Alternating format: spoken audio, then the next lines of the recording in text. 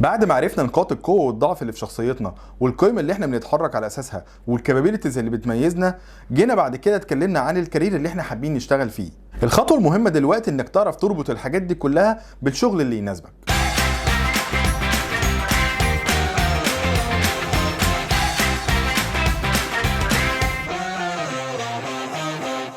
مساء الفل.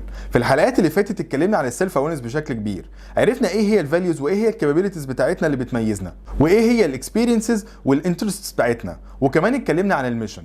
لما كنت شفت الحلقات اللي فاتت اتفرج عليها من اللينك اللي موجود في وصف الفيديو عشان تقدر تربط اللي احنا هنتكلم عنه في الحلقه ديت بالكارير بتاعك. بعد ما السيلف اويرنس بتاعنا بيعلى ونبدا نعرف نفسنا بشكل اكبر، بيجي الوقت اننا نبدا نستكشف سوق العمل ونشوف ايه المناسب لينا، وده عن طريق اننا نبدا نقرا اكتر عن الوظائف اللي احنا شايفينها مناسبه لينا او اللي احنا حددناها، نعرف عنها معلومات اكتر، وندور في دايره معارفنا ممكن نلاقي حد من الناس اللي احنا نعرفها شغال فيها، نقعد معاه ونساله عن الشغلانه دي، ونعرف ايه البرونز اند كونز بتاعت كل شغلانه من الشغلانات اللي احنا حددناها. والجوانب ديت احنا حددناها قبل كده في الفلاور موديل. بعدها هنقدر نقرر بشكل اكبر الشغلانه دي مناسبه لينا ولا لا. بعد الخطوه ديت هنبدا نشتغل على السي في بتاعنا ونحضره، وممكن نرجع برضه للشخص اللي احنا قعدنا معاه وخدنا رايه في الشغل ان احنا ناخد رايه في السي في عشان نبدا ندور على شغل في المجال اللي احنا اخترناه. وده نقدر نعمله اونلاين عن طريق صفحات التعيين زي مثلا لينكد ان، او ان احنا نبدا نحضر جوب فيرز، وده منتشر بشكل كبير جدا وسهل ان احنا نلاقيه. ممكن كمان نقدم عن طريق الويب سايت بتاع الشركه على طول. لو دخلت على اي ويب سايت لشركه انت حابب تشتغل فيها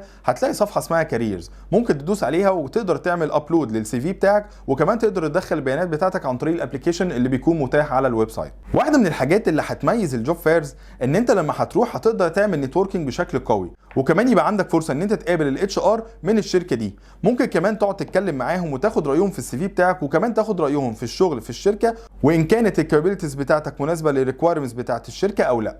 بعد ما تكون جمعت المعلومات المطلوبه عشان وظيفتك اللي جايه، تقدر تقعد وتحط لنفسك خطه مناسبه للتحضير ليها.